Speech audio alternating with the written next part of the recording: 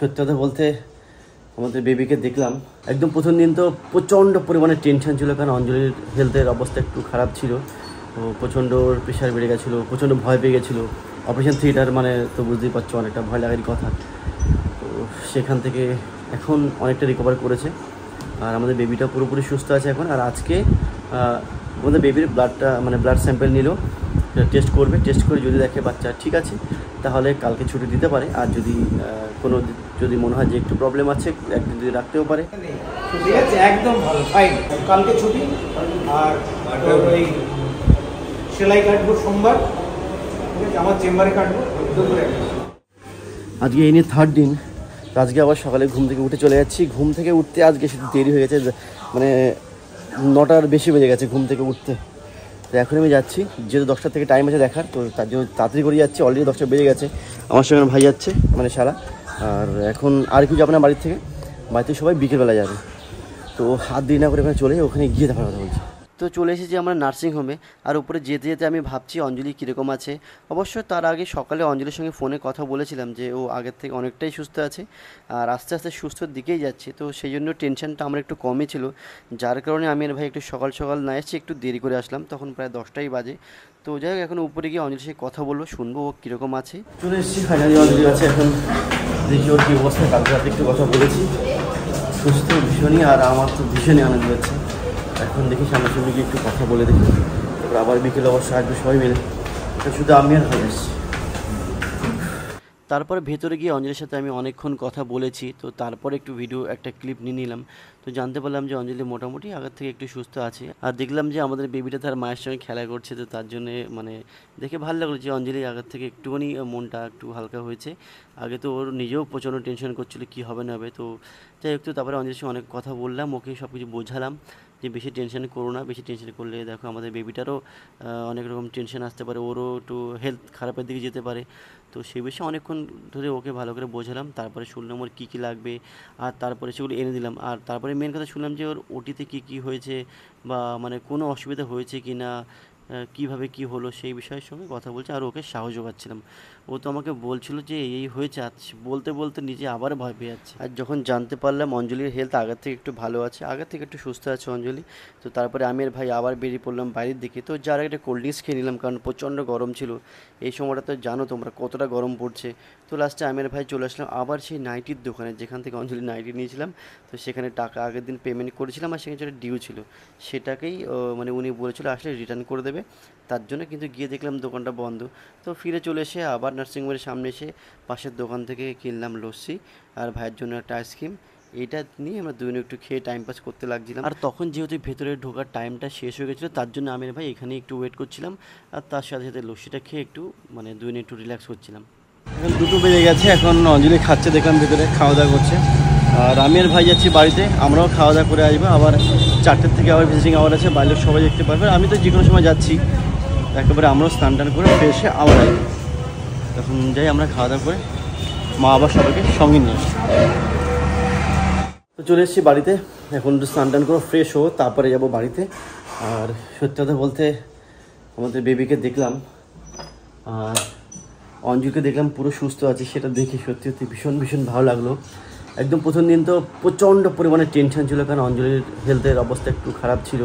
তো প্রচণ্ড প্রেশার বেড়ে গেছিলো, প্রচণ্ড ভয় পেয়ে গেছিলো। অপারেশন থিয়েটার মানে তো বুঝতেই পারছো, অনেকটা ভয় লাগারই কথা। তো সেখান থেকে এখন অনেকটা রিকভার করেছে, আর আমাদের বেবিটা পুরোপুরি সুস্থ আছে এখন। আর আজকে আমাদের বেবির ব্লাড স্যাম্পেল নিল, টেস্ট করবে। টেস্ট করে যদি দেখে বাচ্চা ঠিক আছে তাহলে কালকে ছুটি দিতে পারে, আর যদি মনে হয় যে একটু প্রবলেম আছে একদিন যদি রাখতেও পারে, সেটা আজকে হয়তো জানাবে আমাদের। এখন আমরা খাওয়া দাওয়া করে ফ্রেশ হব, মানে স্নান আগে করে নেবো, তারপরে খাওয়া দাওয়া করে আবার 3:30টার সময় আমরা বেরোবো। তখন মা যাবে, আরও বাড়ির লোক সবাই যাবে। তো এটা ভীষণ একটা আনন্দের দিন। এই দিনটার জন্য বহু দিন থেকে ওয়েট করতে হয়েছে আমাদের, পুরো 9 মাস ওয়েট করেছিলাম যে কবে এই আজকের দিনটা দেখতে পারো যে আমাদের বেবি চলে এসছে অঞ্জলির হাতে সুস্থভাবে। তো সেটা ফাইনালি আর 1-2 দিনের মধ্যে আশা করছি অঞ্জলি বাচ্চাকে নিয়ে বাড়ি চলে আসবে। তো এখন আমি যাই হোক স্নান টান করি, আগে রেডি হই, তারপরে খাওয়া দাওয়া করি। এখন আবার বেরিয়ে পড়েছি, কারণ 4টে বাজে গেলো, জাস্ট এখন 3:30 বাজে। মা চলে গেছে, মানে আমার 2 মামা, শাশুড়ি মামা, মা চলে গেছে। আমি আর ভাই এখন যাচ্ছি একটু আগে আমরা চলে যাই, নাহলে বৃষ্টি আসতে পারে। বৃষ্টির অবস্থা মানে মেঘের অবস্থা একটু খারাপ আছে। আর যেহেতু এদিকে বৃষ্টি আসছে, আমরা তো ছাতা নিয়ে বসতে পারবো না বাইকে, কারণ ছাতা নিয়ে তো বাইকে বসা যাবে না। তো তার জন্য আমি আর ভাই ভাবছি যে তাড়াতাড়ি যাওয়া যাক। তো যেতে যেতে কয়েকটা ক্লিপ ভাই নিয়ে নিল। আর আসলে এই শালটা আমার সঙ্গে থাকলে আমার খুব সুবিধাই হয়। আসলে ভাই থাকলে আমার ছোটো ছোটো কয়েকটা ক্লিপটা নেওয়া হয়ে যায়, কারণ ও ক্যামেরাটা ধরে থাকে, তো সেই জন্য আমার একটু সুবিধাই হয়। আর যেতে যেতে আমি ভাবছিলাম যে আমাদের বেবির যে ব্লাড স্যাম্পেল নিয়েছে তার রিপোর্টটা আজকে দেবে, সেটা কী আসবে। যদি ঠিকঠাক আসে তাহলে তো কালকে আমরা ছুটি পেয়ে যাচ্ছি। তো সেই চিন্তা করতে করতে আস্তে আস্তে আমি আর ভাই চলে যাচ্ছি ভেতরের দিকে। এখন ভেতরে গিয়ে ফাইনালি ডাক্তার বসে কথা বললে আমরা জানতে পারবো কী হয়েছে না হয়েছে। তো গিয়ে ফার্স্টে অঞ্জলির সাথে আবার দেখা করলাম। অঞ্জলি দেখতে পাচ্ছি আমাদের বেবিকে নিয়ে সুন্দরভাবে শুয়ে শুয়ে গল্প করছে, কী বলছে জানি না, মাঝে মধ্যে গল্প করছে, তাকাচ্ছে, হাসছে, খেলছে। আর যেহেতু দেখলাম যে অঞ্জলি আমাদের বেবির সাথে খুব ভালো করে মজা করছে, খেলা করছে, তার জন্য ভাইকে নিয়ে আসলাম নিচে আবার কিছু একটা খাওয়াতে। তো ভাইকে বলছি ভাই তুমি কিছু খাও, তো ও তো কিছু খেতে চায় না, একটা আইসক্রিম খাইয়ে দিলাম। আর সে সময় আমাদের বাড়ির থেকে সবাই দেখতে এসেছিলো, আমাদের কাকিরা এসেছিলো, বোনরা এসেছিলো। তো তারা সবাই এখানে কথাবার্তা বলছিল, আর আমি আর ভাই ছিলাম নিচে, কারণ একসঙ্গে তো বেশি লোককে থাকতে দেয় না। তো তার জন্য আমি আর ভাই নিচে ওয়েট করছিলাম। আর ভাই তো মানে দেখতেই পাচ্ছ, ও ঘুমিয়ে পড়ছে প্রায়। ওর সারাদিন আমার সঙ্গে থেকে থেকে ও না ক্লান্ত হয়ে যায়। ও ছোটো মানুষ অত কিছু লোড নিয়ে পারে না। আর তারপর আমাদের কাকিরা যখন চলে গেল বাড়িতে, তারপর আমি আর ভাই আবার গেলাম উপরে অঞ্জলির সাথে আবার দেখা করতে। তো সেখানে গিয়ে আমরা অনেকক্ষণ ধরে কথা বললাম অঞ্জলির সাথে। আর ভাবছিলাম যে ডাক্তারের সঙ্গে তো কথা বলতে হবে, মানে আমাদের দাদুর সঙ্গে। তো তার জন্য একটু দাদুর সঙ্গে একটু কথা বললাম, কী কী বললো শোনো। ঠিক আছে, একদম ভালো, ফাইন। হ্যাঁ, অনেক খেলা, হ্যাঁ অনেক খেলা দেখিয়েছিল, এখন সব ঠিক আছে। বাচ্চা ভালো আছে, কালকে ছুটি। আর তোর ওই সেলাই কাটবো সোমবার, ঠিক আছে, আমার চেম্বারে কাটবো দুপুরে। সকাল কখন? 9টা-10টার সময় আসি, বিল আমি ওখানে বলে দেবো সব। তো ফাইনালি দাদুর সঙ্গে কথা বলার পর একটু আমি একটুখানি চিন্তামুক্ত হলাম। আর তোমরা অনেকে কমেন্ট করেছে যে তোমাদের ডাক্তারের নাম কি। আমাদের এই ডাক্তারের নাম হচ্ছে ডক্টর সুজন কুমার মণ্ডল। আর এনাকেই আমরা সবসময় দেখাই, আমাদের বড়দা মেজদা সবারই বেবি হয়েছে এনারই হাতে। তো তারপর আমরা সবাই চিন্তামুক্ত হওয়ার পর আমি ভাইকে নিয়ে চলে আসলাম নিচে একটু খাবার খেতে। আর তখন যেহেতু সন্ধ্যাবেলা, আর খুব খিদে পেয়ে গেছে সন্ধ্যাবেলা, তো এমনিতে বাড়িতে থাকলেও কিছু খাওয়া হয়। তো যেহেতু ভাইকে নিয়ে এসেছি, তা ভাইকে নিয়ে বললাম ভাই চলো কিছু খাই। তো দেখলাম সামনে ঘুগনি রয়েছে, তো এটাই ঘুগনি আমি আর ভাই একটা একটা ছোটো ছোটো করে প্লেট নিয়ে নিলাম। এটা খেয়েই মোটামুটি আপাতত সন্ধ্যাটা চালিয়ে নেবো। তারপর যদি মনে হয় আবার অন্য কিছু খাওয়ার, তো সেটা আবার পরে খাবো। তো সেই ভেবেই আপাতত একটু ঘুগনিটা খেয়ে নিলাম। আর যেহেতু ডক্টর বলেছে কালকে ছেড়েই দেবে, তো তার জন্য সেই খুশিতে আমি ভাইকে নিয়ে চলে আসলাম আরেকটা দোকানে, সেখান থেকে বেলুন কিনে নিলাম। কারণ কালকে যেহেতু বেবি আমাদের ঘরে আসবে, তার জন্য যদি কিছু ওয়েলকাম করতে পারি, তো তার জন্যই কিছু বেলুন কিনে নিলাম। তো কিনে নিয়ে আবার চলে আসলাম রিটার্ন আমরা নার্সিংহোমে। আর নার্সিংহোমে এসেই আমি পেলাম একটা কাগজ। এই কাগজটায় লেখা ছিল আমাদের বেবিকে কী কী ইঞ্জেকশন দেওয়া হয়েছে, আর তার কী কী মানে ওষুধপত্র কিনতে হবে। মানে এখানে কিছু কিছু ডিসক্রিপশান ছিল, সব তো আমার মনে নেই কী কী ছিল। আর তার সাথে একটা প্রেসক্রিপশন ছিল আরও, মানে কী কী ওষুধপত্র কিনতে হবে সেগুলো। তো এটা আমি একটু ভালো করে এখানে বসে বসে চেক করছি। আর এটা ভালো করে দেখে নিয়ে আমি চলে আসলাম নিচে। আর ভাইকে বললাম ভাই কী খাবে, ভাই বললো মনস্টার খাবে। মনস্টার যে কীরকম জিনিস আমি কখনও খাইনি, আমি টিভিতে অ্যাড দেখেছি, বাট আমি কোনো সময় খাইনি। আমি দেখেছি অনেক ছেলেপেলে খায় রাস্তায়। তো কীরকম খেতে আমার একটু ইচ্ছা হচ্ছিলো, দেখি টেস্ট করে। দামটা অনেকটা 110 টাকার দাম নিয়েছিল। তো ভাইকে বললাম ভাই তুমি খোলো।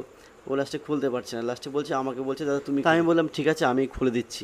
তো খুলে দিয়ে আমি বলছি ভাই না তুমি ফার্স্টে খাবে, হ্যাঁ। তো ও খাচ্ছে না, ও বলছে দাদা কীরকম খেতে আমি বুঝতে পারছি না, তুমি আগে খেয়ে দেখো কীরকম, ভালো কিনে জানি না। আমার তো রেড বুল তো ভালো লাগে না, এটা কীরকম আমি জানি না। তো আমি খেয়ে দেখলাম খারাপ না, ভালো লাগছে আমার। আসলে এটা একটু টক টক খেতে, মানে রেড বুলের থেকে এটা আমার কাছে তো ভালো লেগেছে খেতে। তো তাই ভাইকে বললাম ভাই না তুমি খেয়ে দেখো তোমার কীরকম লাগছে, আমার তো বেশ ভালোই লাগছে। তো ভাই খাওয়ার পর দেখো ওর মুখের রিয়াকশানটা দেখো। তো বুঝতে পারছো ওর মোটেই একদম ভালো লাগেনি। হ্যাঁ, ও বলছে যে একদম ভালো লাগেনি। তাই আমি বলছি তো ভালো লাগেনি, কি সুন্দর খেতে। তো আমি বলছি এটা তো এনার্জি ড্রিঙ্ক, দেখো খেয়ে এনার্জি হয় কি না। লাস্টে খেয়ে একটু বডি দেখাচ্ছে, হ্যাঁ মাসাজ দেখাচ্ছে। তো তোমরা পরের ভিডিওটা কেউ মিস করো না, সেটাতে তোমরা সম্পূর্ণ ডিটেলস পেয়ে যাবে, কি হয়েছে, ছেলে না মেয়ে হয়েছে, সব তোমাদের সেই ভিডিওতে পুরো ভালোভাবে তোমাদের বলবো। আর সেদিনই অঞ্জলি বাড়ি আসবে, ওই ভিডিওতে তোমরা সবাই তোমাদের সবার কোশ্চেনের আনসার পেয়ে যাবে।